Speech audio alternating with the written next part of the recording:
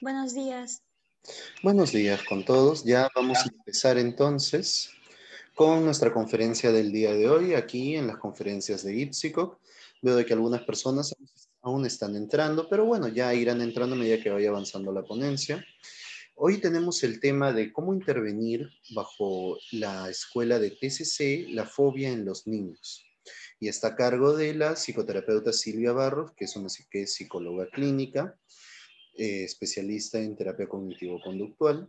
Además de ello, ella trabaja en centros comunitarios y ve distintos casos de violencia también, lo cual añade un componente importante a la experiencia laboral que ella tiene. Entonces, los voy a dejar con la psicóloga Silvia Barros, que nos va a informar acerca de cómo intervenir fobia en niños. Silvia, te cedo entonces la palabra.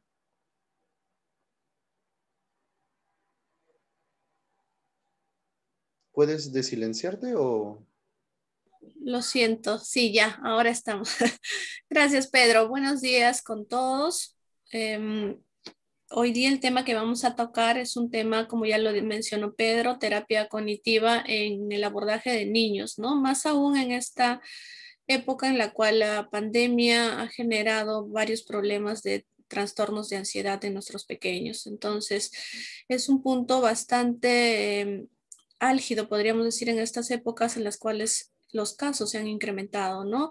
Como ya les mencionó Pedro, yo soy la psicóloga Silvia Barros, soy psicoterapeuta cognitiva conductual y actualmente vengo laborando en un centro comunitario en el tema de prevención de violencia.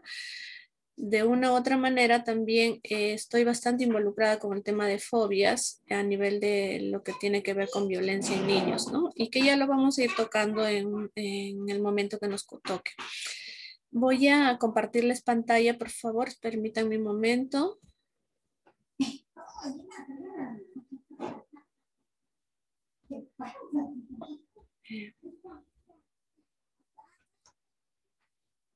Me avisan si lo pueden visualizar porque a veces Sí. me sucede. ¿Sí? ¿Está? Ya, perfecto. Gracias. Me comentan y yo creo que también sí sería adecuado que luego de la exposición podamos absolver las preguntas o las dudas que tengan. Sí, pueden de repente dejarlo en el chat y lo vamos resolviendo al final. Vamos a tocar este tema. De hecho, escogí esta imagen porque es una imagen que nos va a llevar a meternos en el mundo de los niños y adolescentes. El mundo de niños y adolescentes es un mundo en el cual debemos trabajarlo justamente desde cómo ellos lo ven, ¿no? Muchas veces para nuestra parte racional o adulta, no compartimos, digamos, no miramos desde donde ellos lo miran, ¿no? A veces para los adultos algo que para nosotros puede ser irreal, para ellos es una situación real. Entonces es importante que vayamos haciendo este transcurso de esta presentación, también mirando cómo cada niño puede estar mirando cada proceso de fobia. Ahora lo vamos a definir mejor. Solo para recordarles que ya en el APA, ¿no es cierto? Y en el DSM-5, los trastornos de la ansiedad, perdón, un segundito, se me ha movido acá. Ya, para recordarles, ¿no? Que los trastornos de ansiedad, como dicen el DSM-5, son componentes de miedo que generan situaciones desmedidas e inusuales, ¿sí? Que por lo general tienen situaciones que provocan conductas evitativas y la cognición, es decir, los pensamientos distorsionados van a prevalecer. Entonces, la fobia está dentro del tema de los trastornos de ansiedad. Pero para entrar a ver el tema de fobias es importante también definir tres conceptos y tenerlos claros, ¿no? Vamos a hablar del temor, del miedo y también de la fobia en sí. Entonces, vamos a ver qué es el temor. Es la presunción o sospecha de un peligro en una emoción establecida alrededor de peligros no reales o imaginarios. Es considerada limitante. ¿Sí? Es decir, ahorita vamos a hacer bien la diferencia para que se pueda entender mejor. El miedo es una emoción primaria natural que consiste en experimentar inquietud, desagrado, aversión o amenaza ante un peligro y tiene la finalidad de protegernos de un peligro real o imaginario. Si vemos un poco la diferencia entre temor y miedo, vamos a mirar que el miedo, como su nombre dice, es una emoción primaria natural que no todos los seres humanos lo tenemos, pero nos tiene la finalidad de protegernos de un peligro. En cambio, el temor es una emoción establecida alrededor de peligros no reales o imaginarios, ¿no? Entonces, y ahora vamos a ver lo que es la fobia. La fobia ya es un trastorno de ansiedad frente a un determinado estímulo y es un temor fuerte. Sí, utilizamos la palabra temor, acá ya habíamos visto la conceptualización, es un temor fuerte, irracional de algo que representa poco o ningún peligro real. Es decir, ya en la fobia, nuestra distorsión o nuestra situación de miedo ante una determinada situación ya es intensa, ¿no? Y más en los niños también. Vamos a diferenciar aquí para tener más claro el miedo y la fobia. Veamos aquí, es una emoción, el miedo, y la fobia es un trastorno ya psicológico. Reaccionamos luchando o huyendo en el miedo, ¿sí? Y la única reacción posible es la huida y la evitación en la fobia. La persona tiene argumentos lógicos frente al miedo, en cambio en la fobia está formado por pensamientos distorsionados. En el miedo el temor es lógico y comprensible, en la fobia el temor desproporcionado y real.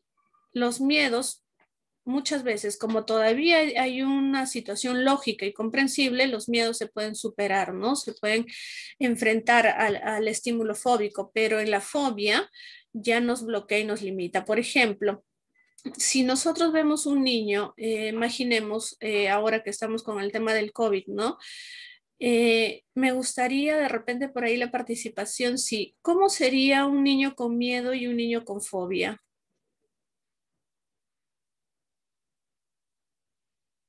¿A alguien le gustaría participar?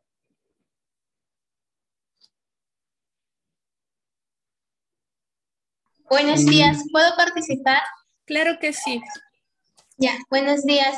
Mi nombre es Yajaira. Un niño con miedo sería el niño que tiene miedo a salir a la calle porque piensa que si puede tocar algo, se puede contagiar.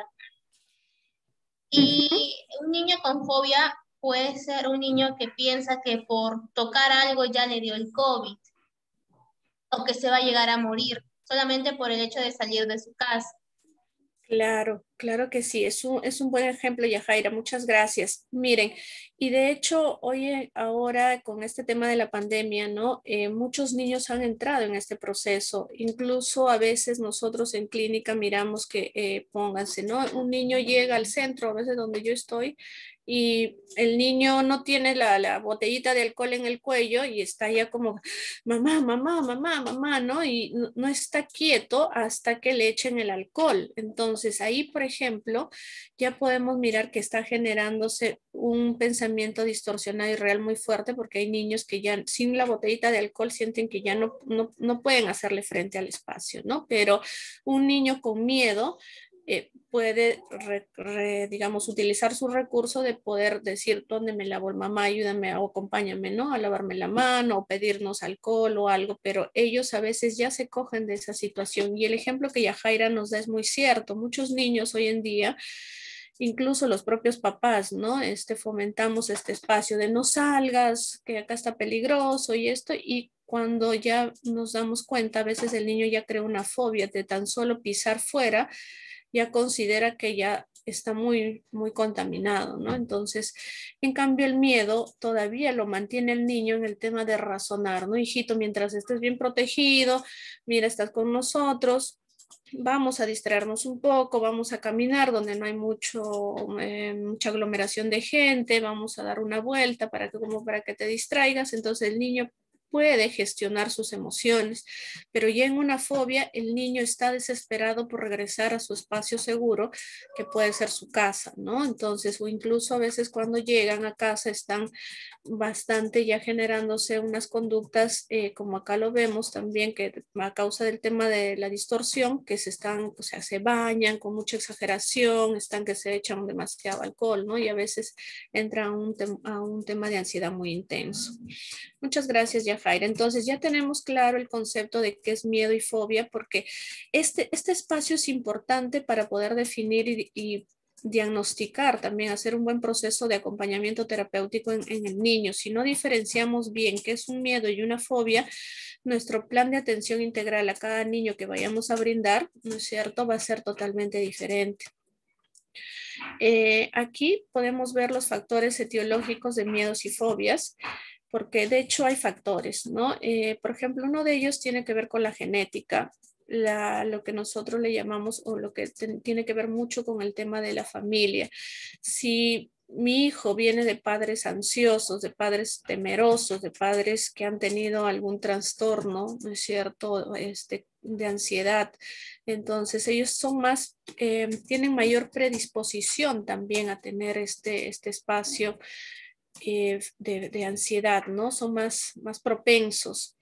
Otra de las cosas que también favorece a esto es el temperamento, ¿no? La predisposición individual de cada niño, como es la timidez, la inhibición, el retraimiento. Ahora, dentro del temperamento también influye mucho el factor familiar. Por eso que cuando nosotros vamos a abordar a un niño, es importantísimo la primera consulta mirar con los padres, porque la información que nos vayan a dar los padres, nos vayan a proporcionar, nos va a generar un espacio muy bueno para cómo vamos a ingresar al espacio del niño, ¿no? Entonces, si son padres, por ejemplo, protectores, si son papás muy ansiosos, si son papás de repente también muy descuidados al otro extremo, ¿no? De repente son padres que dentro del espacio de la dinámica familiar son muy castradores emocionalmente, entonces vamos a encontrar niños tímidos, inhibidos, entonces van formándose ya con esa predisposición conductual también que va generando que vayan a ser más propensos a algún miedo, ¿no? Y el otro tema es los temas ambientales, que le he puesto aprendizaje porque tiene que ver mucho con el condicionamiento, con el tema del condicionamiento clásico, el condicionamiento operante, que ya todos lo hemos visto, ¿no? Anteriormente, el modelado, ¿no? Por ejemplo, aquí les ponía, ¿no? En el condicionamiento clásico, el miedo tras una mordedura de perro, ¿no? Si ya el niño anteriormente ha tenido esta experiencia, entonces definitivamente ya queda impregnado en él ese recuerdo, esa memoria emocional que se va a quedar ahí como una forma de poder mirar, como decíamos, el miedo es una emoción de precaución también, entonces puede ayudarnos a que, ok, miro por acá un perro, tome mi precaución y me vaya por otro lugar, o puede generarme una fobia en el cual yo veo un perro y empiezo a tener las reacciones fisiológicas, ¿no? Que es la sudoración, de repente la taquicardia, o evito y me voy por otro lado, ya pero con una predisposición fisiológica diferente. El condicionamiento operante tiene que ver justamente con lo que les acabo de decir también, que perpetúa el miedo al ver a otro perro, ¿no? O sea, generalizamos muchas veces o recordamos inmediatamente la situación. El modelado tiene que ver con las experiencias, ¿no? Acerca de cómo el niño observa por ejemplo, si mamá está caminando por la calle y mamá le tiene temor al perro y el niño de repente nunca le ha pasado nada, pero a la mamá le ha generado algún impacto emocional, entonces la mamá reacciona, el niño mira y siente que, bueno, pues ese es un peligro, ¿no? Entonces va aprendiendo de acuerdo a lo que va mirando también en su entorno, ¿no? Por ejemplo, aquí en el modelado también a veces nosotros como papás o como vemos en consulta a los papás, ¿no? Cuando hacemos la historia clínica, escuchamos que a veces utilizan para asustar a los niños situaciones, ¿no? Mira que si no comes te voy a llevar al doctor, mira que te van a poner inyección, mira que te va a llevar el ropavejero, ¿no? Entonces vamos creando también miedos de aprendizaje que de repente el niño no las tenía, ¿no? Entonces vamos generando todo este proceso dentro de lo que veamos la etiología. Por eso es importante la entrevista primero a los padres. Se espera también muchas veces de que cuando la familia no solamente es de los padres, sino la abuelita, el tío, ¿no? Es una familia un poco más extensa. Lo adecuado también sería tener una pequeña entrevista con ellos para ver también de qué forma funciona su dinámica familiar. No siempre son a veces no solamente los padres los que brindan este tipo de formación o de miedos a los hijos, sino también a veces son los tíos o las nanas, ¿no? Que a veces los cuidan también. Entonces es importante. Yo recuerdo acá, por ejemplo, un caso de un niñito de 8 años que el niñito no quería comer y lo que hacía la nana cuando no estaban los papás, por ejemplo, era llevarlo al cuarto donde había un espejo grande y le decía, no, mira, ya se ven todos tus huesos, nadie te va a querer, estás muy flaquito y no sé cuánto, ¿no? Entonces le iba brindando una información de que cada vez que él veía la comida, lejos de que le funcionara la amenaza le generaba situaciones de ansiedad muy intensas, ¿no? Entonces también es importante coger las personas involucradas en el entorno del niño. Esto es un poco para recordar en el tema de psicología, ¿no? El experimento que hizo con la ratita blanca, ¿no? Que vemos ahí de Watson. En la teoría psicoanalítica, por ejemplo, la ansiedad, ¿no? Se dice que es el resultado de las experiencias de aprendizaje traumático. Como vemos aquí, por ejemplo, en el psicoanálisis, ¿no? Hablaban de la historia de la angustia, perdón, de la histeria de angustia, ¿no? Para describir la neurosis como la fobia como un síntoma principal. En cambio, en la corriente psicodinámica también vemos que los factores estresantes ambientales, como la humillación y las críticas por parte de una persona mayor o peleas progenitores, generan también esta situación, ¿no? Lo que les comentaba hace un momento. Entonces es importante tener estos conceptos para poder definir bien el tema de la fobia en los niños. Y, por ejemplo, miren acá el dibujito. Era la hora de dormir, pero Lucas tenía mucho miedo pensando en el virus, ¿no? Mamá, papá. Y también es importante nosotros como psicoterapeuta de niños y adolescentes poder preguntarnos, ¿no? ¿Y a qué le tenemos miedo? Porque a veces los niños en consulta, ¿no? Nos pueden tomar de sorpresa y nos preguntan, ¿no? Y Miss o como le gusten llamarnos, ¿no? En mi caso me llaman Silvia, entonces me preguntaban, podrían preguntarme, ¿a qué tienes miedo? Entonces yo podría decirle a las arañas y de repente él tiene un aprendizaje de que alguien ahí por ahí dijo a las arañas, entonces va reforzando también, ¿no? La idea hay que tener bastante tino en cómo responder también algunas cosas con los niños, ¿no? Y hay que también conocernos nosotros como terapeutas para poder abordar. Ahora, es importante entender cómo funciona el circuito del miedo para tener mejor forma de abordaje. Sabemos, si hablamos un poquito de, ¿no? De anatomía, ¿no? De neuroanatomía, vamos a mirar que el tema de la amígdala es la que coordina las respuestas con el hipocampo, el tálamo y el tálamo, o sea, toda la parte cortical, ¿no? Está dentro de eso. Ahora, la amígdala se dice que es la que nos da las respuestas emocionales, incluyendo el miedo y la ansiedad. Ello se va a asociar con el hipotálamo que ejerce los cambios fisiológicos que son los que tenemos, ¿no? En el tema de la sudoración, las taquicardias, ¿no? Liberando hormonas del estrés y los cambios en la frecuencia cardíaca. Y el córtex prefrontal participa en el pensamiento y la memoria y puede contribuir decisivamente en la predicción de consecuencias de recompensas o castigos de acuerdo a cómo lo vayamos mirando. Miren acá. Con este dibujito se puede entender mejor, ¿no? Entonces, hay un estímulo que pasa por la corteza prefrontal, la amígdala, y dispara el disparador del miedo. Esto también es un poco más visual para entender. Si vemos la sensación de amenaza, puede llegar a la amígdala por la vía del tálamo. Si vemos ahí la flechita, ¿no? Ahí está la amígdala y la sensación de amenaza también viaja a través de la corteza cerebral, ¿no? Que es lo que está generando ahí la presión sanguínea, los músculos que se tensan, y ahí es donde generamos las distorsiones cognitivas también de acuerdo al tema del proceso. Este también es algo un poquito más visual que tiene que ver con la corteza cerebral, ¿no? Vemos nuevamente los estímulos, que es una araña, el otro no lo visualizó bien, pero que van a ir directamente al tálamo y ellos van a generar una información sensorial al hipocampo, la amígdala, y vamos a tener las reacciones que estábamos comentando.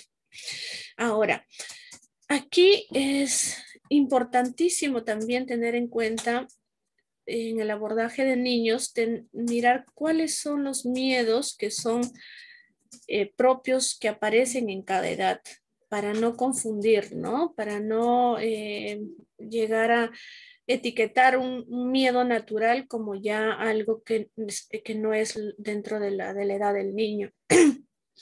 Incluso aquí cuando a veces no conocemos estos miedos, no solamente nosotros, sino también los papás, y esto es importante explicarles también a veces a los papás cuando traen a consulta a sus niños, ¿no?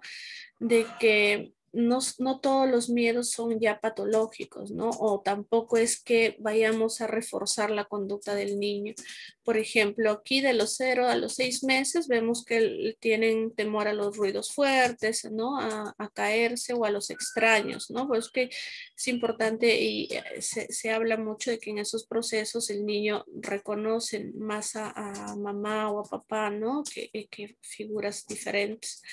De 7 a 12 meses le tienen miedo al agua, sobre todo al baño, ¿no? Porque sienten una sensación de vacío, a la separación de mamá, nuevamente a los ruidos fuertes, ¿no? O cuando los cargan, incluso, no sé si algunos de ustedes que por ahí son papás o mamá han sentido que cuando cargan al niño entre estas edades y se lo pueden poner en la parte del hombro, sienten como que el niño hace un sobresalto, porque para ellos es pues una dimensión alta, ¿no? De 1 a 4 años ya empiezan a tener un poquito más de conocer su entorno, ¿no? Entonces aquí ya tienen el tema de que los vayan a dejar, ¿no? Están pendientes de que mamá y papá estén en casa, de que no se vayan. Bueno, ahora por la pandemia tenemos los que somos papás la suerte de estar con ellos, ¿no? Otro tema es el tema de la oscuridad, ya necesitan pues unas lamparitas para poder dormir, no quieren que les apagues la luz, ¿no? Ya empiezan a crear esos miedos propios de la edad. Los payasos empiezan también en esta edad a tenerle miedo. Hay niños que a veces en figuras no le tienen miedo, ¿no? Pero cuando se lo presentan de manera presencial, ya le agarran un cierto rechazo, ¿no? A los animales grandes, sí, los perros, por ejemplo, cuando van al Parque de las Leyendas, ¿no? Hay niñitos que si no se les va explicando de manera adecuada cada interacción o que vayan mirando a los animalitos también van generando miedo, ¿no? Incluso a veces los papás le decimos, uy, vas a ver el león, qué grande, y de acuerdo a cómo se lo decimos también el niño va a tomar la información. De 4 a 8 años ya empiezan los miedos a los monstruos, ¿no? A los insectos, al tema de las heridas o a estar solos, ¿no? Ya sienten que necesitan mucho más la compañía, ya se aburren, ¿no? Entonces empiezan a generar miedos. De 8 a 12 ya están de 12 ya están pisando también la adolescencia, entonces ya tienen más, empiezan, ¿no? El tema de los grupos, rechazo a los grupos, de cómo van a encajar en el grupo, a la muerte. Y esto de la muerte, por ejemplo, hace una semana leía un artículo del hospital del Noguchi y veía que en niños y adolescentes se ha incrementado muchísimo la tasa, ¿no? Debido al tema, se ha incrementado, leí en un 20% a diferencia de la pandemia del año pasado, este año, por un tema de que, bueno, la mayoría de familiares cercanos pues también van perdiendo la vida de acuerdo por el tema del COVID, ¿no? Entonces, los temores del desarrollo de la ansiedad, vamos a mirar qué va a producir en cada edad. El infante hasta los 5 años, como veíamos, ¿no?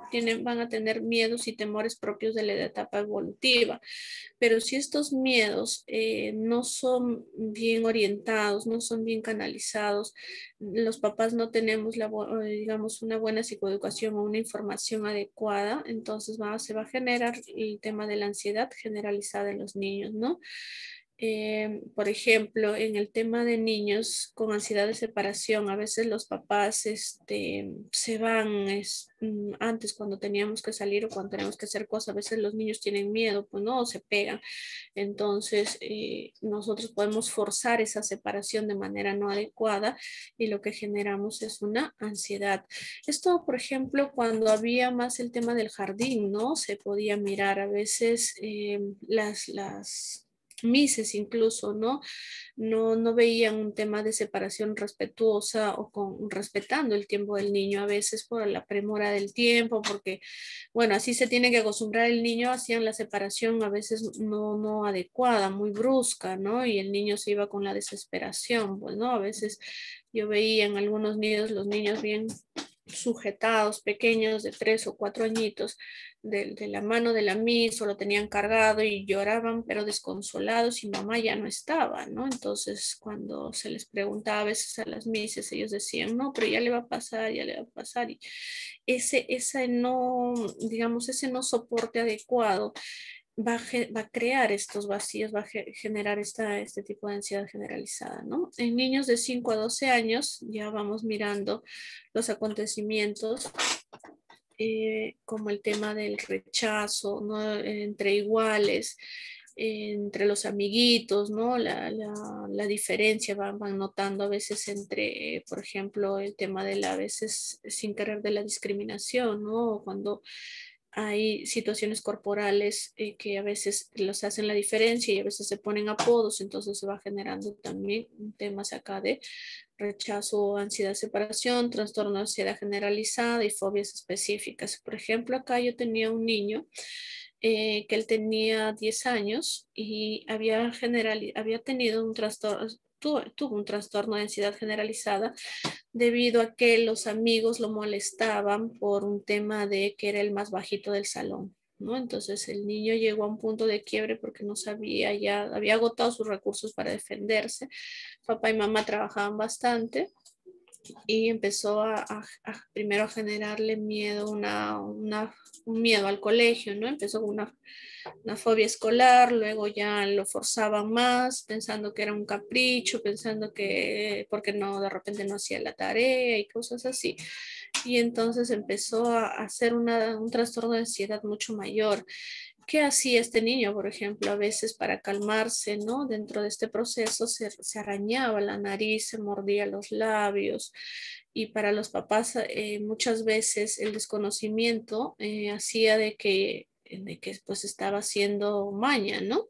Y al llevarlo ya a un médico, lo medicaron y todo, pero también acá es importante trabajar mucho con los papás porque a veces los papás creen que ya porque lo llevó al médico y va al psicólogo, ya va unas 3, 4, 5 sesiones de repente, ¿no? Ya el niño tiene que estar ya pues bastante sano. Entonces, y ellos tampoco a veces no ven el entorno, cómo puede estar colaborando a este proceso de ansiedad, ¿no? Por ejemplo, a este niñito en casa le exigían igual, le decían que por su culpa, había mamá dejado de trabajar, que cómo era posible que no se había sabido defender, ¿no? Entonces, todo este proceso de dinámica familiar hacía que el niño, pues, lejos de generar recursos de afronte, generaba, ¿no?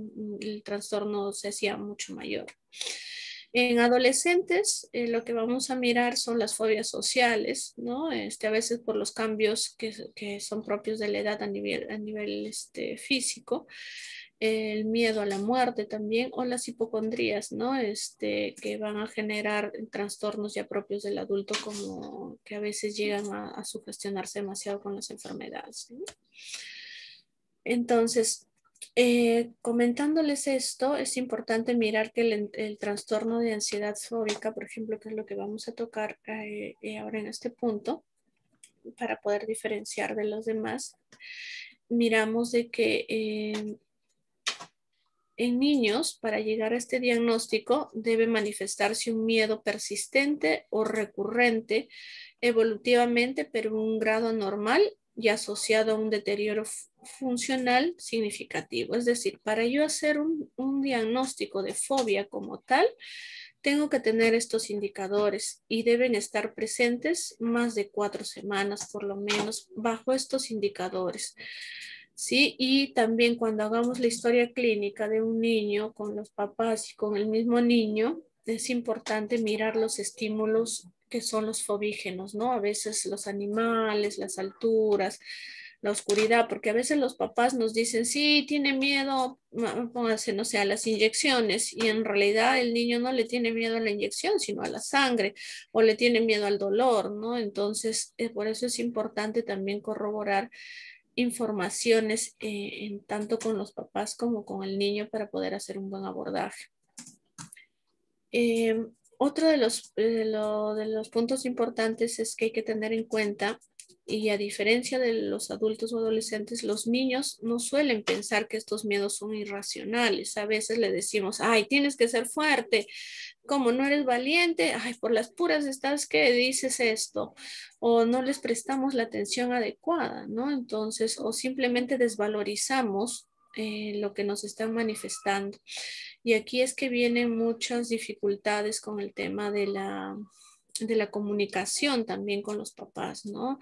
Yo les comentaba, por ejemplo, que yo trabajo con niños de violencia y veo violencia sexual en niños. Entonces, por ejemplo, el hecho de que a veces ellos digan, no, me da miedo, no sé, una niña, por ejemplo, me da miedo mi tío cuando viene porque me ve raro, y los papás le dicen, ay, pero no, está hablando por gusto, que no, como le, si le quiere o no, y esto, entonces desvalorizamos, y a veces los niños quedan con la idea de no les puedo contar, ¿no? Y van callando y van generando también ya este otro proceso donde ya son víctimas a veces de violencia sexual o violencia física, ¿no?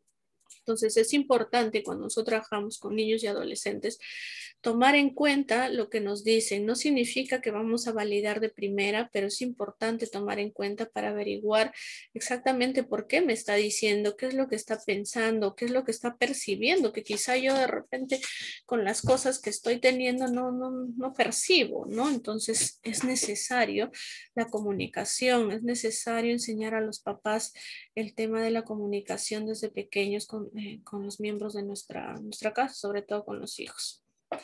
Los factores de riesgo para que se produzcan tiene que ver con que algún miembro de la familia, como les decía, puede ser que presente algún tipo de fobia, ¿sí? Entonces, por modelado van aprendiendo. El temperamento que ya les había comentado también, ¿no? Que hace que se vuelve intolerante a la frustración, ¿no? Ante situaciones cotidianas, o se vuelva muy vulnerable por el tema de la sobreprotección, ¿no? A veces lo protegemos tanto, a veces, póngase, ¿no? Se cae una pelota o se mete algo debajo de la mesa y nosotros, nuestra reacción es, no, sal de ahí, de repente hay una araña y te pica y esto, o qué haces, qué tal te golpeas, entonces ya estamos de una manera, nosotros estamos transmitiendo, ¿no? Este proceso, o incluso cuando los niños empiezan a caminar o están aprendiendo algo, póngase cortando con la tijera, ¿no? Ay, no, ten cuidado, se va a cortar, es peligroso, ¿no? Y lejos de repente decirle, hijito, a ver, te voy a acompañar mientras cortas para que tengas cuidado porque esto podría lastimarte. Si lo cortas así, mira, te voy a acompañar para que vayas aprendiendo, ¿no? Pero a veces es más lo que nosotros transmitimos desde nuestro aprendizaje definitivamente, y eso va generando en el niño un moldeamiento, ¿no? Incluso y de esto a veces no somos tan conscientes, ¿no? Hay mamás que son súper protectoras, o papás también, ¿no? Que a veces no quieren ni que el niño tenga las propias experiencias de lo que le toca según su edad, ¿no? Están limpiando, ¿no? Entonces ahora más con el tema del COVID, a veces la ansiedad se ha generado mucho más, ¿no? Y antes del COVID también yo veía niñas que, por ejemplo, a veces las mamás cuando salían a caminar, se caían, pues, ¿no? Y tocaban el piso y ya le estaban limpiando con la toallita, ya les estaban haciendo, entonces el niño no tenía que andar como si estuviera bailando ballet, así como no podía tocar nada, ¿no? Entonces, a veces uno también es importante observar si va a trabajar con niños y adolescentes en otros lugares para poder mirar un poco y ver cómo es también la situación con algunos niños para tener mejor información, ¿sí? Y otro de los temas relevantes para el desarrollo de la fobia social es la experimentación de acontecimientos traumáticos en situaciones semejantes, ¿no? Lo que les decía hace rato, por ejemplo, una situación traumática, por ejemplo, en niños con violencia, ¿no? O en niños ahora con el tema del COVID, ¿no? Entonces, que se ha generado que de repente hoy día salió con no sé, con la abuelita a caminar, estaban paseando y de repente mañana la abuelita enfermó, así. Y ellos lo asemejan muchas veces a que salir ha hecho que la abuelita esté muy grave, que no. Entonces, son hechos traumáticos de impacto que van a generar también que el desarrollo de las fobias. Y ya en clínica, nosotros vamos a poder mirar los síntomas, ¿sí? En estos miedos y fobias. En el tema neurovegetativo, que ya habíamos visto a su momento, vamos a ver que hay taquicardia, aumento de la presión, frecuencia respiratoria, no hay sudoración, palidez o rubor, ¿no? Los niños empiezan, a veces no nos damos cuenta y están sudándole la manito, ¿no? O a veces estamos con el tema los estamos, póngase en consulta observando, están bastante inquietos, ¿no? Están respirando, como les digo, por ejemplo, este niño que yo tenía, que les comenté hace un momento, él estaba todo el tiempo, ¿no? Y este niñito, por ejemplo, andaba con una botella de agua y él casi siempre decía, Silvia, ¿puedo tomar un poco de agua? Sí, porque siento que me va a dar, ¿no? O sea, él lo relacionaba con el ataque de pánico y andaba con su botella de agua para todos lados o con el tema de tocarse la nariz que él había asociado que él era su punto de calma, ¿no? Entonces vamos a ver las activaciones, ¿no? Neurovegetativas, también vamos a ver a nivel cognitivo los pensamientos que se van a generar o imágenes que van a generarse con el peligro al estímulo y las consecuencias negativas que el niño lo va a crear, ¿no? Lo va a considerar. Dentro de esto también afecta el tema de la atención y la concentración. Hay una sensación también muchas veces de despersonalización o desrealización, ¿no? Que a veces se ve más en adolescentes. En la parte emocional, por ejemplo, ¿no? A veces uno ve que el niño está más con llanto, está más con ansiedad, ¿no? No, de repente llora, está llorando bastante, y uno no le presta mucha atención a veces a estos detalles, ¿no? Entonces es necesario poder mirarlos. En la parte conductual miramos la inquietud, el desasosiego, la evitación, ¿no? Activa de los estímulos, la reacción de huida, como que no quieren ir por ahí, por ejemplo, ¿no? En niños víctimas de violencia, por ejemplo, a veces le dicen, no, vamos a la casa del abuelito, del tío, por ejemplo, y si ha sido el agresor, no quiero ir, no quiero, dicen, ¿no? Y a veces uno, lejos de preguntar por qué no, o no, asumimos de que es una malcriadez o es un tema del niño que se quiere quedar para, no sé, para jugar, qué sé yo, ¿no? Entonces no le prestamos atención. Es importante mirar con mucho cuidado esos espacios que los niños nos manifiestan. El diagnóstico, lo primero que tenemos que hacer para tener un buen diagnóstico con niños y adolescentes es valorar si cumple, como ya les dije, las características y si no está el miedo dentro de la edad, que es dentro de la edad normal ciertos miedos que aparecen, ¿no? Hay que mirar eso.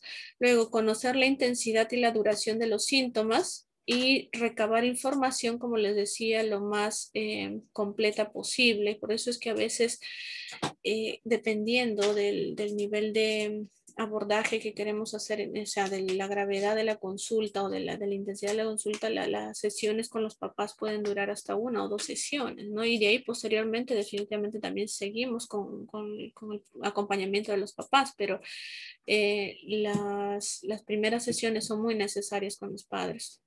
Recoger información también médica, ¿no? De patologías anteriores o de familiares con algún trastorno, de repente han tenido algún trastorno psiquiátrico, han tenido un trastorno de ansiedad mayor, ¿no? Fobias o TOC, ¿no? Entonces hay que también tener en cuenta esto.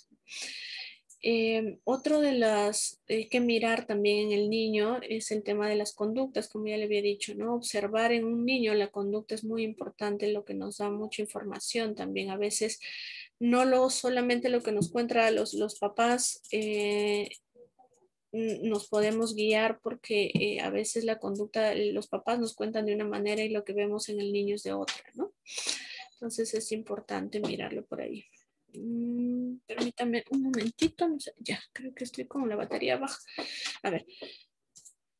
También hay que tener en cuenta el tema de la comorbilidad, ¿no? En niños a veces se asocia mucho, como les decía, las fobias con los trastornos de ansiedad por separación, la ansiedad generalizada y también con el déficit de atención e hiperactividad, ¿no?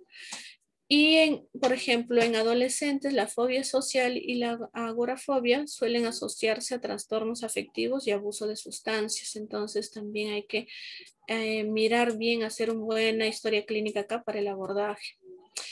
Si miramos los tipos de fobia, vamos a mencionar los siguientes. La fobia específica, que es a un objeto en especial, ¿no es cierto? A un determinado objeto. El trastorno de pánico, que se da por la situación desencadenante de los trastornos de ansiedad. La agorafobia, ¿no? Que define a los espacios, miedo a los espacios muy abiertos, como por ejemplo estar fuera o salir de casa ahora que estamos en el tema del COVID, ¿sí? Y que obviamente genera a veces en niños o en adolescentes los temas del ataque de pánico, ¿no? El trastorno de ansiedad social, que viene con temas de situaciones de desempeño o en un entorno adecuado a otros, ¿no? El grupo ETA, por ejemplo, dice, ¿no? El tema de las exposiciones, el tema de ponerse frente a un grupo, ¿no? Ya los adolescentes sienten como que los van a estar evaluando más, los están mirando, entonces dependiendo de cómo ha sido también un poco el aprendizaje en esto, van a ir generando aquello. Lo que ya habíamos mencionado, el trastorno de ansiedad por separación y el mutismo selectivo, que muchas veces se da, como acá dice, la incapacidad de hablar en situaciones sociales específicas en un niño o adolescente, ¿no? Esto, por ejemplo, yo he visto en algunas veces en clínica, sobre todo en niños que tienen un tema de alguna dificultad en el lenguaje o les han generado un impacto muy fuerte cuando han expresado lo que pensaban o en el colegio, ¿no? Le han dicho, se han burlado los amiguitos de esa persona o de ese niño, entonces generan este mutismo y el mutismo hace que, como su nombre dice, no hablen, pues, ¿no? Y se pueden pasar, por ejemplo, muchas sesiones sin hablar. Entonces aquí, por ejemplo, es importante también respetar el espacio del niño, hay que jugar a modo mudo, hay que hacer cosas que nos permitan con un objetivo hacer el juego diagnóstico, ¿no? A veces hay que jugar a los mimos con un sentido, como les digo, respetando bastante el tiempo y el ritmo del niño. A veces nosotros también como terapeutas podemos entrar en nuestra propia exigencia y queremos que ya el niño eh, hable de repente en la tercera o cuarta sesión y a veces no sucede, ¿no? A veces el niño solo te mira, interactúa contigo, pero no habla, ¿no? Entonces hay que ir abordando con bastante calma y ir explicándole a los papás también.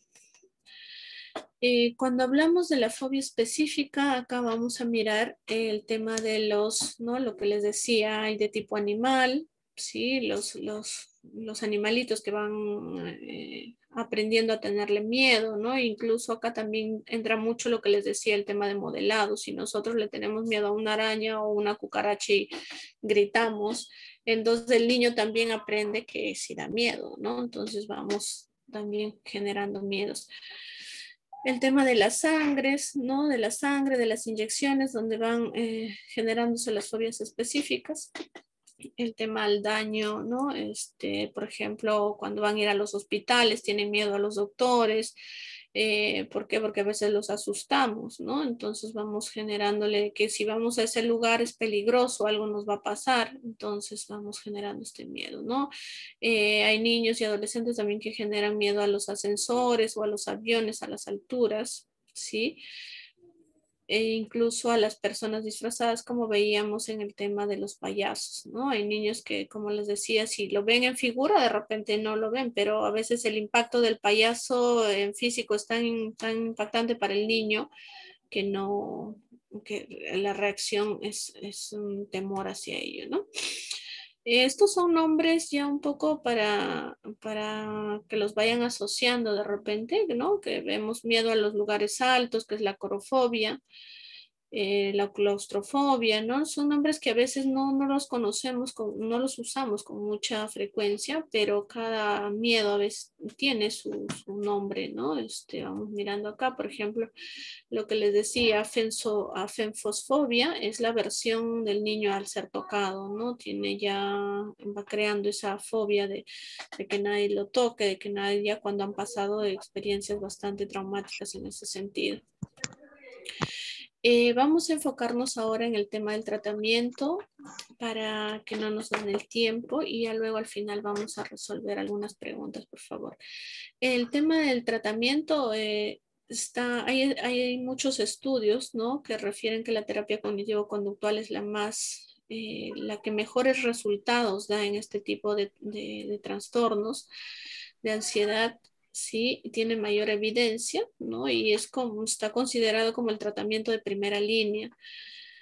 El objetivo es de nosotros como terapeutas, cuando vamos a tomar un niño con un trastorno de ansiedad, con una fobia, nuestro objetivo es una reestructuración cognitiva que ayude al niño y a la familia también a identificar, monitorear y desafiar sus pensamientos disfuncionales. O sea, nosotros siempre debemos trabajar la terapia bajo un objetivo. No es que el niño viene y los papás y ya después veo a ver exactamente, ¿no? A ver, en esta sesión que aparece, no. Debe haber siempre un objetivo para ver lo que deseo trabajar. La psicoeducación, que es muy importante, sí, que es importantísimo enseñar a los papás cómo es que apareció, por qué apareció, qué está sucediendo en el cuerpito, en la cabeza del niño, por qué tiene esa reacción, por qué tiene aquella conducta, por qué le sudan las manos, ¿no? Entonces es importante la psicoeducación en los papás. Miren aquí, esto es algo que se usa en terapia, sí, que es el caso, ¿no? Yo lo ponía como la fobia específica, pero en realidad nos funciona para todo el trastorno de ansiedad. Es explicar, por ejemplo, tanto al niño como al papá el circuito del pánico, ¿no? Es importante explicarles porque a veces ellos creen, ¿no?, y consideran de que ya se van a morir cuando empiezan a sentir que su corazón les late, ¿no? En adolescentes, por ejemplo, en niños chiquitos también se asustan.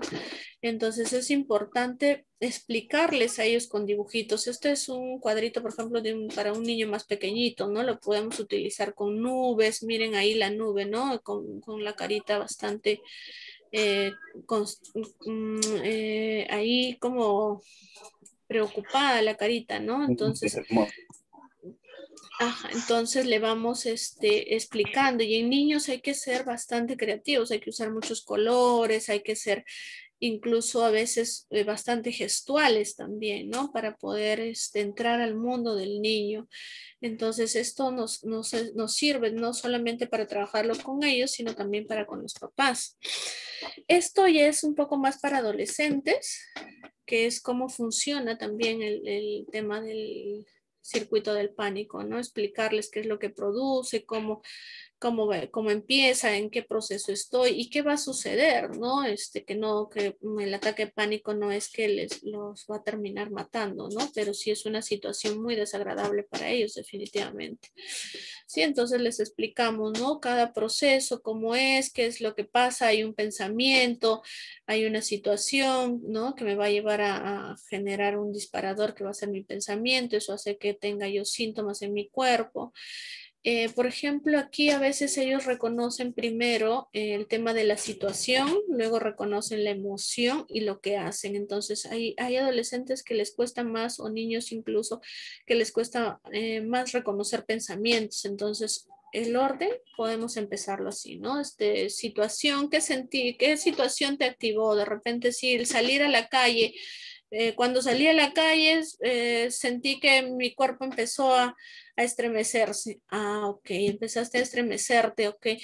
¿Y qué fue lo que hiciste? Ah, no, me regresé corriendo a mi casa, ¿no? Entonces, esa es la narración del niño. Entonces, ¿cómo le vamos a llegar a que de repente nos llegue el pensamiento? Es preguntarle, ¿no? ¿Y por qué sentiste esto? ¿Qué pensaste cuando estabas afuera? ¿No? Entonces, ahí recién ellos pueden conectarse con el pensamiento. Ay, pensé que que ya no estoy en mi lugar seguro, pensé que ahí afuera hay muchos bichos, si alguien pasa me choca, ya me voy a enfermar, voy a contagiar, entonces ya nos va a dar toda la información, ¿no? En adolescentes es un poco más fácil llegar al pensamiento, ¿sí? En niños hay que hacerlo más de manera lúdica. Es importante también explicarles el círculo vicioso, ¿no? Entre los pensamientos, hay que trabajar esto en los niños para trabajar el tema de las fobias, el tema de los pensamientos catastróficos y las sensaciones físicas que se asocian a la situación, ¿no? Como les explicaba, por ejemplo, si vemos en el dibujito, dice, no, ayer atropellaron al padre de Pablo y está ingresado en el hospital. ¿Y qué es lo que dice el niño? Dice, oh no, y si le pasara lo mismo a mi papá, ¿no? Qué desgracia. Entonces asocia y vemos que el pensamiento es el disparador de una situación. Entonces acá hay que trabajar bastante, como veíamos en nuestro objetivo, el tema de los pensamientos. Miren acá el niño, por ejemplo, ¿no? El niño está sentado en una banquita, pero está imaginando que todo el virus está a su alrededor. Este es un buen libro, por ejemplo, que les puede ayudar muchísimo para trabajar con niños y adolescentes. Bueno, está dirigido a niños, pero lo pueden amoldar a adolescentes. También acá entra mucho el tema de la creatividad que tengamos como terapeutas, ¿no? Este es un libro que se llama El gato valiente, que permite trabajar pensamientos, situaciones, ¿no? Donde el niño va trabajando como con el terapeuta y va sintiendo que va generando logros con esto porque se van identificando. Hay actividades muy, muy interesantes. Este libro es muy bueno, creo que está en Ipsicoc. Este libro, me parece que sí lo he visto ahí, pero igual si no lo pueden, bueno, está por internet, ¿no? Está me parece que está en Amazon este libro. Pero es un libro muy bueno, miren, viene por sesiones, ¿no? Incluso para trabajar pensamientos, para trabajar actividades, va trabajando con el niño de paso a paso, ¿no? Va trabajando por etapas lo que queremos trabajar con él, vamos reforzando también las conductas, ¿no? Aquí abajo les estoy poniendo un link que permite que está en slide. En este link hay varios fragmentos de este libro, si es que de repente no lo ubican, que pueden bajarlo, ¿no? Pueden bajarlo para que les puedan ayudar en las intervenciones con los niños. Luego, posteriormente, también este es un libro que ayuda muchísimo al tema del manejo emocional en niños y adolescentes. Se llama Programa Fortius, no sé si lo han escuchado. Tiene que ver con programas de cómo enseñar a los niños a primero reconocer emociones, luego que el niño vaya reconociendo emociones, a crear con sus emociones, aprender a gestionarlas. En este libro, por ejemplo, no nos hablan de control de emociones, sino de gestión de emociones para que el niño aprenda a crear mayores recursos.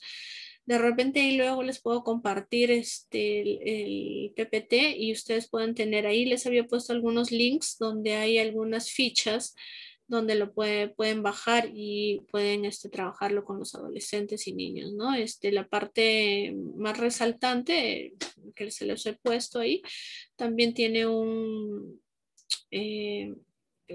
digamos, un archivo un poco mayor, si no lo consiguen en Pirámide, pero es un libro que permite al niño y al adolescente y a ustedes como terapeutas también trabajar, como les digo, no solamente con ustedes, sino también como padres, ¿no? Miren, este es otro proceso, ya vamos pasando a la segunda etapa. Hasta acá hemos trabajado el tema de pensamientos con los niños, hemos trabajado el tema del circuito del pánico, ¿no? Hemos trabajado varias cosas y cada sesión tiene definitivamente un objetivo y a dónde queremos llegar.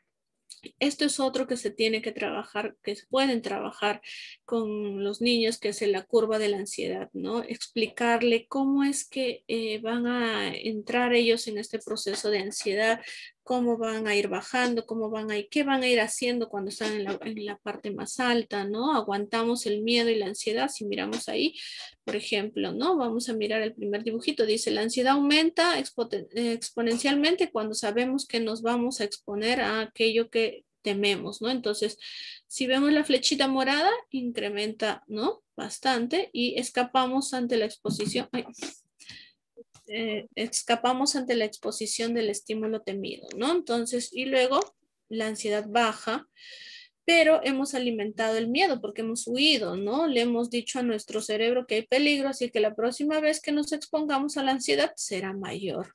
Sí, entonces es importante explicarle que en cada huida lo que estamos haciendo es que la ansiedad se incremente, no la estamos no la estamos gestionando, no la estamos afrontando. Por eso es que en este manual del gato valiente que les decía, hay actividades que se pueden trabajar de manera gradual, ¿no? Reconocer pensamientos.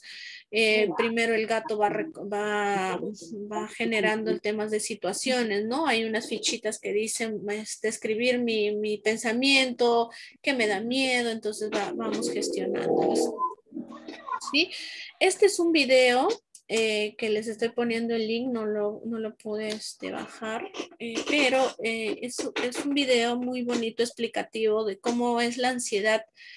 Entonces, nos puede servir muchísimo para el tema de niños y adolescentes. Aquí explica, la explicación es muy, muy importante porque nos habla en este video sobre el triángulo de las emociones, ¿no? Lo que nosotros aprendemos en terapia cognitiva, que es la situación, pensamiento, emoción y acción, ¿no es cierto? Entonces, aquí también nos habla sobre eso y nos permite tener un mejor abordaje.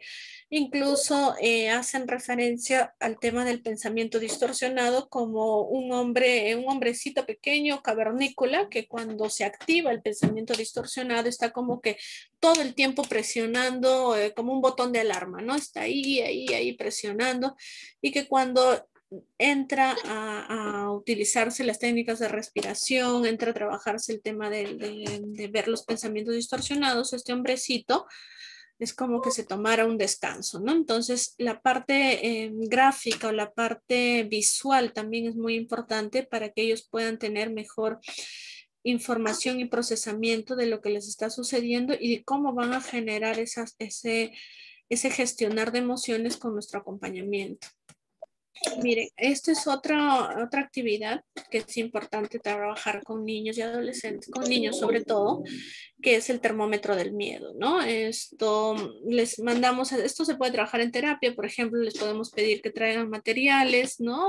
cartulinas, y vamos elaborando el termómetro, ¿no? Incluso a veces se puede hacer un termómetro que se jala acá con un lacito y se va, ¿no? Para que ellos vayan graduando de manera que vayan identificando, pero para ello primero nosotros lo trabajamos ahí, ¿no? Nosotros hacemos una lista, por ejemplo, de las cosas que tienen temor ellos y le vamos diciendo, por ejemplo, si tú, por ejemplo, ves una araña, ¿cuánto de miedo te produce? Entonces le pedimos que alce el termómetro, ¿no? Si ves, por ejemplo, un payaso, ¿cuántos? Entonces vamos con él, vamos reconociendo, vamos trabajando, que él vaya identificando, ¿no? Para que podamos ver. En niños más pequeñitos, por ejemplo, entre los 4 o 5 años, se trabaja con pintura, ¿no? Pintar imágenes. Este es es un dibujo de burbujas donde se le va pidiendo al niño que vaya pintando la mayor cantidad de burbujas de acuerdo al estímulo, ¿no? Por ejemplo, se le da varias hojitas con un estímulo predeterminado. Por ejemplo, de repente el niño dice, sí, yo tengo miedo cuando, o me escondo debajo de la mesa cuando mis papás discuten. A ver, pinta cuántas burbujitas, ¿no? Consideras o cuántas burbujas te da así de miedo, donde una burbujita no te da nadita de miedo y 10 te da mucho miedo, ¿no? Entonces el niño como le gusta pintar, va pintando y te va expresando todo lo que va sintiendo, ¿no? Este es otro material que se puede trabajar también, que es el termómetro de las emociones, que de repente lo han visto, ¿sí? Nos permite tener una mejor medición de cómo va yendo, de qué tanto está incorporando el niño la información que venimos trabajando en terapia. Luego, esta es otra ficha, ¿no? Que dice cuando tengo miedo, ¿qué pienso? Esto es para trabajar ya el tema de los pensamientos, ¿no? Cómo noto mi cuerpo para que el niño pueda identificar las reacciones físicas y las reacciones, los pensamientos y que vaya aprendiendo ya aquí, incluso le podemos ir generando recursos, ¿no? ¿Qué me ayudaría a sentirme mejor, ¿no? A veces los niños solitos dicen, ah, sí, ya, sí, yo cuando siento que me da miedo, mi mamá me ha dicho que vaya y abrace mi peluche, o mi mamá me ha dicho que vaya y la tome de la mano, ¿no? Entonces ellos ya tienen su recurso a veces y es importante también saberlo para luego reforzar en base a eso.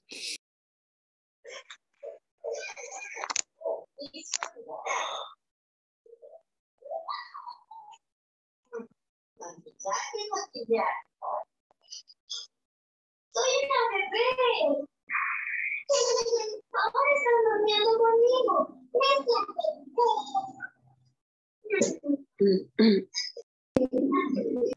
¿Está con el audio apagado?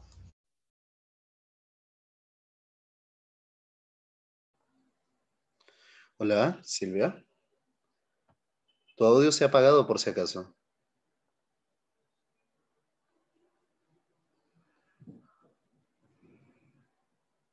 Silvia. Ahí está bien, no sé. ¿Ahí me escuchas? Ya volviste, ya. Continúa. Ah, ya. Uy, disculpe, no sé, algo sucedió con mi audio. A veces pasa.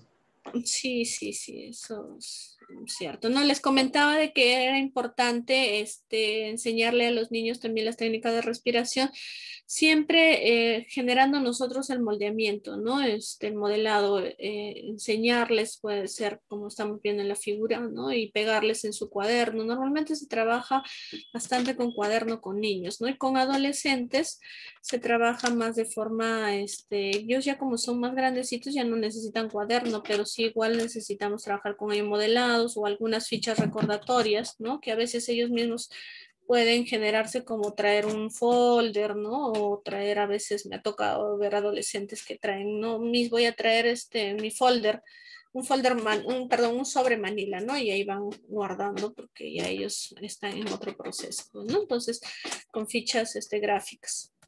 Este es otra técnica de respiración, que es el tema del cuadro de la respiración, ¿sí? Es enseñarle al niño, ¿no? Que tome por 4 segundos aire, luego lo mantenga 4 segundos, luego lo bote, ¿no? Y luego nuevamente aguante 4 segundos. Se llama el cuadrado de la respiración, que ayuda muchísimo a que el niño también pueda relajarse. Este es otro...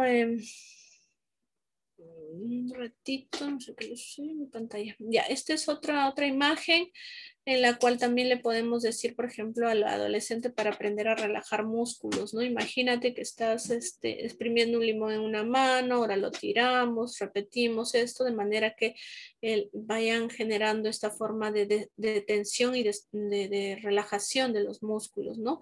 En niños podemos usar como el tema de la tortuga, imagínate que le vas a levantar grande tu cuello, ¿no? Hasta tocar las orejas, ahora lo vas bajando lento, ¿no? Y le vamos enseñando. Por ejemplo, imagina que eres un gato, ¿no? Estira mucho los brazos, como vemos ahí. Te estiras y te vas soltando, ¿no? Entonces a los niños, por ejemplo, les gusta mucho esta técnica porque se relaja y se divierte, ¿no? Ahí es un tema también de conexión con ellos. Esta es la otra técnica que seguramente la conocen, que es la técnica, ¿no? de Jacobson, que hay que trabajar la relajación gradual, guiada, ¿no? Y le vamos enseñando. Si tenemos las fichitas y todo lo demás, es importante pegárselo, por ejemplo, al frente y nosotros le vamos guiando también. O nos podemos acompañar de un poco de música, también podemos darle la ficha para que él practique y le damos un registro también de una ficha de que él vaya a practicar en casita como una tarea y va poniendo cuánto empecé de tenso, cuánto me ayudó la relajación, ¿no? Y van anotando para que ellos también vayan identificando que las técnicas de relajación son favorables. Sí, luego otra técnica que se utiliza es el tema de la desensibilización sistemática. Sí, para eso también se les pide que hagamos una lista de estímulos fóbicos, ¿no? De qué cosas le pueden generar fobia de acuerdo a lo que ellos consideren de menor a mayor, ¿no? Entonces, por ejemplo, acá como podemos ver, si es un ruido fuerte en un niño pequeño, ¿no? Vamos utilizando primero sonidos suaves como para ir acercándolos a eso que nos gustaría que superen, ¿no? Que es nuestro objetivo en realidad. Luego vamos acercándolo primero con imágenes, luego le decimos, ¿qué te parece? A ver si te pongo un pedacito del sonido, tú me dices cuánto aguantas, ¿no? Lo vamos de a poquitos entrando a que él vaya y lo vamos acompañando con el tema de trabajar los pensamientos, ¿no? Y definitivamente vamos reforzando cada logro del niño en cada espacio. Esto es una ficha también para trabajar los miedos, ¿no? Por ejemplo, dice, tengo miedo a, ¿por qué me da miedo? ¿Qué ocurre cuando tengo miedo? ¿Sí? Y vamos haciendo un registro para que podamos tener un mejor abordaje. Otra de las cosas que es muy buena y funciona mucho en niños es el tema del juego, ¿no? El que él vaya a proyectar, por ejemplo, mediante sus juegos, cómo está aprendiendo a incorporar la información que nosotros le estamos ayudando, ¿no? Por eso a veces se le pide también que traigan sus propios muñecos, que traigan sus juegos, o si nosotros tenemos en el consultorio, lo utilizamos. Bueno, ahora estamos con el tema del COVID, definitivamente siempre desinfectando, no muñecos de peluche, sino los que son como las muñecas que son más fáciles de limpiar, que son no recuerdo qué materiales ahorita, pero que no sean de tela, ¿no? De trapo, nada de trapo para poder desinfectarlas bien, ¿no? Entonces, los niños van haciendo este juego y van proyectando y nosotros también vamos mirando qué tanto están incorporando, ¿no? ¿Qué le dirías? Por ejemplo, Pepita tiene miedo, Juanita, ¿qué le vamos a enseñar? ¿No? Entonces vamos mirando cómo el niño va proyectando lo que va aprendiendo con nosotros y qué cosas también necesitamos ir reforzando ahí. El otro es el tema de la exposición, como les decía, de manera bastante gradual, pero ya para esto debemos haber trabajado ya el tema de pensamientos, de cómo cuestionar los pensamientos en los niños. Hay un libro también, ahorita estoy recordando, que es muy bueno, SOS me parece que se llama. Creo que también hay en Ipsico. Es un libro donde se trabaja pensamientos. Ahí les llaman pensamientos fríos, calientes, ¿no? No, ásperos. Sí, pensamientos ásperos, por ejemplo, ¿no? Pensamientos calientes.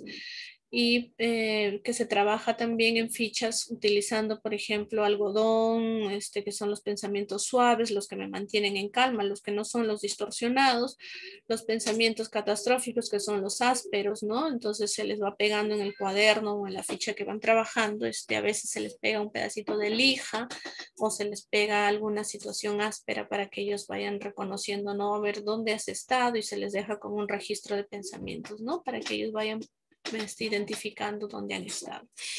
Y que lo adecuado es para llegar al pensamiento suave que debemos hacer respirar, ¿no? Buscar razonamientos a nuestros pensamientos. Sí, entonces vamos encontrando y es importante reforzar definitivamente cada logro, ¿no? Cada avance que va haciendo el niño. En niños pequeños se utiliza mucho el tema de lo que ustedes consideran reforzar, ¿no? A veces nosotros utilizamos en terapia la medalla del logro, lo que le llamamos, les hacemos como unas medallitas y les vamos poniendo, ¿no? Los vamos felicitando por cada actividad, porque cada vez están superando más ese proceso, ¿no? Entonces, al final ya del tratamiento, que bueno, en realidad muy pocos, a veces por diferentes razones terminan, se les da como un afiche bonito que se les puede elaborar o elaborar con ellos mismos mediante revistas, ¿no?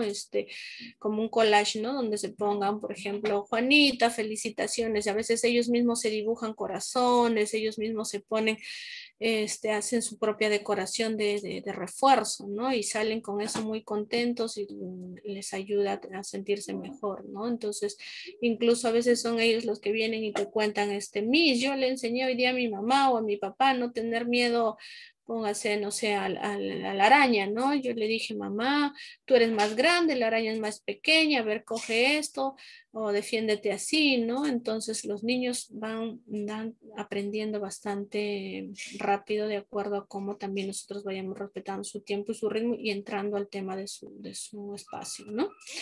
El pronóstico en el tema de las fobias es bastante favorable, digamos, con el tratamiento de la terapia cognitivo-conductual.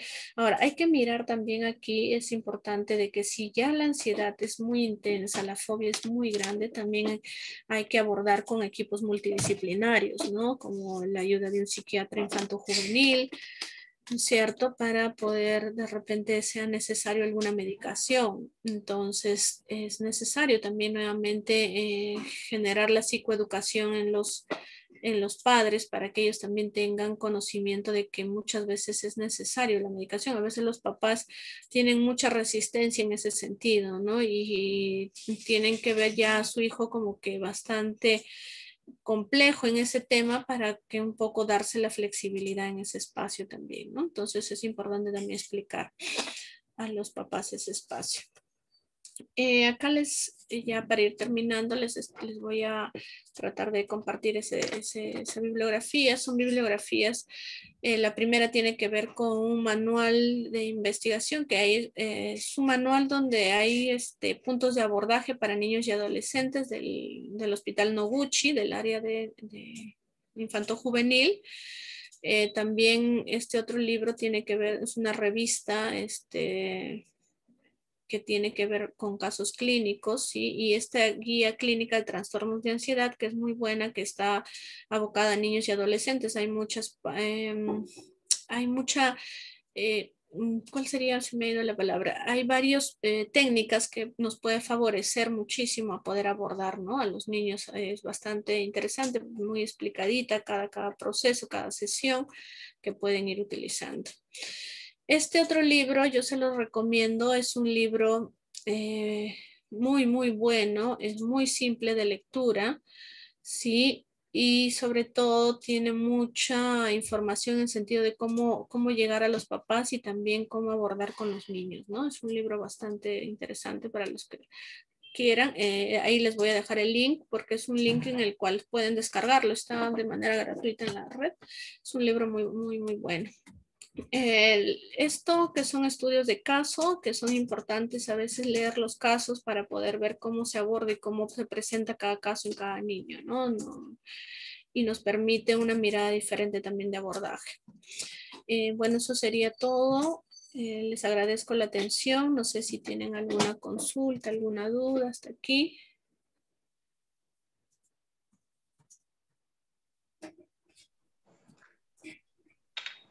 Muchas gracias, Silvia, por la ponencia del día de hoy.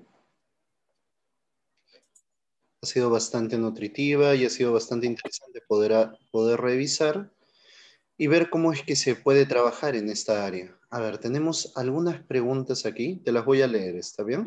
Sí, claro. A ver, vamos a ver. No,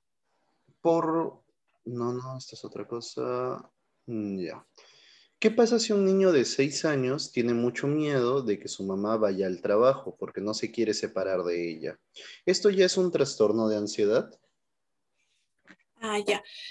Como les decía hace un momento, es bueno identificar qué cosa es mucho miedo, ¿no? Hay que medir el mucho miedo, hay que tomar información de los papás, por ejemplo, si la mamá me dice, bueno, mi niño cuando yo me voy a ir, entra como que en estado de desesperación, demasiado suda, se desespera, no se calma, está y llora y llora y llora, entonces ya hay que ver el tema de cómo, o sea, cómo lo vamos a abordar ahí, ¿no? Hay que identificar primero los indicadores, porque no todo es un tema de fobia.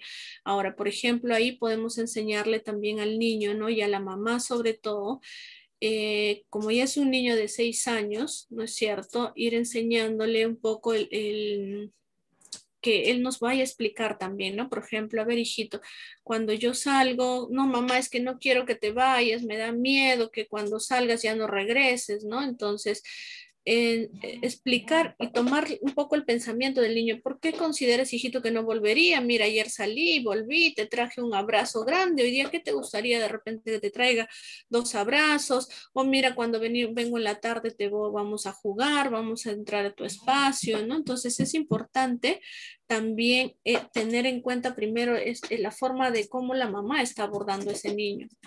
o quién está quedándose con la forma de contener también a ese niño, ¿no? O sea, si solo se queda la nana de repente o se queda otra persona y no está haciendo bien la contención, es importantísimo mirar ese espacio porque es un niño de 6 años, si mal no recuerdo que me dijeron, entonces ya es un niñito que ya está entrando un poquito más a un proceso racional, entonces es importante preguntarle. A veces los niños todavía no expresan, entonces se lo podemos decir con dibujos, por ejemplo, ¿no? Mira, cuando yo salgo, a ver, dibújame, ¿cómo te da miedo? A ver, grafícame, ¿no? Entonces, ¿para qué? Para luego entrar en el tema del razonamiento que les decía, ¿no? Para poder mirar, mira, hijito, explicarle, porque necesitamos información del niño para poder saber ahí.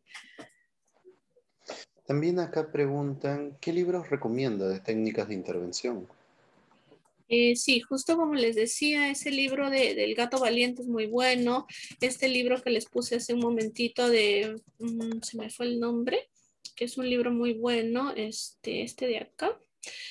De Mariana Gotti y este manual, por ejemplo, de guías clínicas que les estoy poniendo también es muy bueno. Ahora hay otros libros de que se llaman SOS Emergencia también, ¿no? Para niños y adolescentes que ahí me parece, como les digo, en IPSICO, que son libros y cuadernos de trabajo que son muy buenos para este tipo de abordaje. Hay láminas que se puede trabajar, que se puede imprimir, ¿no? De acuerdo a cada pensamiento. Hay un libro también que se llama Terapia Cognitiva en Niños y Adolescentes, no me acuerdo ahorita el autor, pero también está en IPSICO, que es un librito, no me acuerdo ahorita el autor, pero yo, por ejemplo, lo adquirí hace mucho tiempo ahí en IPSICO, que es un libro muy bueno, muy preciso, que está justamente direccionado a niños y adolescentes, y tiene por áreas, ¿no? Ansiedades, resolución de conflictos, tiene habilidades sociales, tiene el tema de pensamientos distorsionados y cada ficha se va trabajando. Por ejemplo, en este libro que les comento, ahí hablan sobre el tema de la ansiedad amiga, de la ansiedad enemiga, y todo en fichas, ¿no? Se va trabajando en fichitas. Habla mucho del tema de cómo miramos, ¿no? Los lentes opacos o los lentes oscuros, o cómo debemos mirar. Explica el tema de los globitos de los pensamientos. Entonces, es un libro muy bueno. También no recuerdo, voy a hacer memoria a ver si un ratito recuerdo el autor, pero de repente por ahí me ayudas, Pedro, quizá lo has visto. Es un libro, no me acuerdo el nombre ahorita, pero sí recuerdo haberlo comprado ahí. No recuerdo el autor ahorita. Es un libro muy bueno. Tal vez luego vaya fluyendo el nombre. Sí, en un ratito me acuerdo seguro. No me acuerdo el autor. Preguntan para manejar la fobia escolar antes de la pandemia y cómo manejarla para regreso presencial.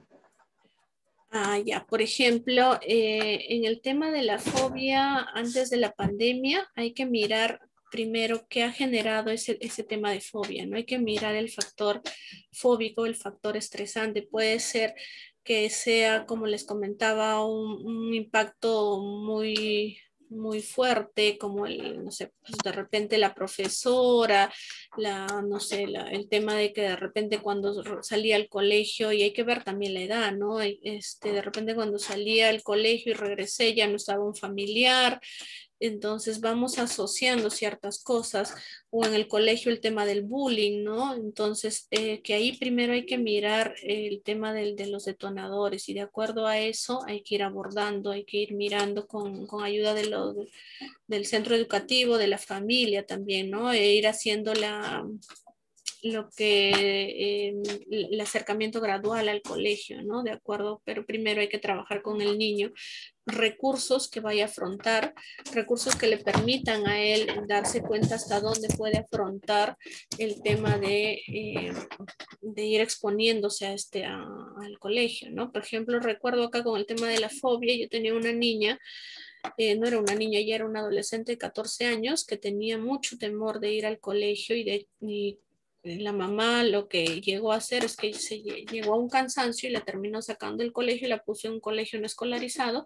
Pero ¿qué cosa era el trasfondo de esto? El trasfondo era de que la mamá, de que ella sentía de que si ella salía del colegio, su mamá y su papá se iban a separar, pero si ella estaba ahí en el colegio, perdón, en casa, mamá y papá, y si ella estaba enferma, o sea, hacía estos rechazos, ¿no? Que le dolía la cabeza, que vomitaba cuando iba al colegio, entonces mamá y papá estaban pendientes de ella, entonces no tenían tiempo, por así decirlo, para separarse.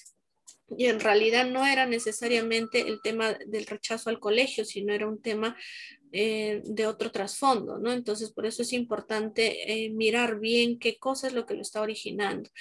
En el tema de cómo vamos a hacer el ingreso de los niños ahora post-COVID, bueno, es ir trabajando también un poco la precaución en el niño. Todavía no tenemos apertura hasta cuándo, ¿no? El tema por el tema de la pandemia, porque estamos en tasas muy altas, pero se puede ir trabajando con el niño que vaya conociendo qué cosa es el COVID, ¿no?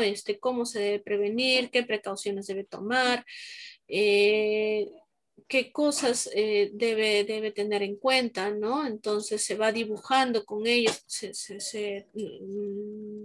funciona mucho los dibujos, la parte que le dirías, por ejemplo, ¿no? Yo, y les cuento por experiencia, por ejemplo, yo tengo una niñita de 3 años. Ella antes de salir ya coge su mascarilla, ¿no? Entonces, ¿por qué? Porque le vamos enseñando de que con dibujos, ¿no? De que afuera hay un virus y de que hay que cuidarse, que todos debemos salir bien protegidos, ¿no? Entonces ella, por ejemplo, ya sabe, nosotros llegamos y nos está echando, ¿no? Es enseñarle también al niño eso que es tan real para nosotros, no es ocultar. A veces los papás sin querer podemos, mamá, quiero ir allá, no, no puedes salir porque afuera está peligroso y ahí nos quedamos, ¿no? Entonces, para ellos peligroso puede ser infinidad de cosas, no sabemos, entonces el tema es poder darles la información también más clara, ¿no? Ok. Bueno, ya me habías comentado de que teníamos hasta las 12:30 Sí. programado, así que ya tenemos que dar por terminada la ponencia del día de hoy. Quiero comentarles para todos los que están pidiendo que se publiquen o que pasen los PPTs, la ponencia va a ser subida también a YouTube, así que si es que quieren volver a visualizarlos, pueden visualizarlos por ahí también. Ahora, no sé si Silvia tú quieras compartirlos o no, pero eso ya lo podemos coordinar luego de... Sí, claro que sí, sí se los puedo pasar porque hay varios links ahí que sí me gustaría que los puedan tener, ¿no? De hecho, nos ayudaría a todos también en el tema de poder llegar a más niños a abordar en el tema de la prevención, ¿no? Ya, bacán. Muy bien. Bueno, muchas gracias, Silvia. Muchas gracias por este aporte que nos estás dando. Esperamos volver a tenerte aquí también dentro de nuestras conferencias. Y también muchas gracias a todos por haber participado, por estar aquí presentes. Y de aquí a 2 semanas vamos a regresar con una nueva ponencia. Ya estaremos informando el tema. No se olviden que en YouTube están subidas las ponencias anteriores. Además de eso, también pueden visitar la página de Ipsicoc o el Facebook de Ipsicoc, en donde estamos publicando nuevos cursos, nuevos temas. Y recuerden de que ustedes forman también parte de nuestra familia de Ipsicoc, así que están invitados a participar. Muchísimas gracias, Pedro, y a todos ustedes por haberme escuchado también, y gracias. Yo encantada las veces que me sea posible, ¿no? Poder participar. Muchas gracias con todos. Muchas gracias, Silvia. Hasta luego. Nos vemos. Hasta luego, A todos gracias. ustedes.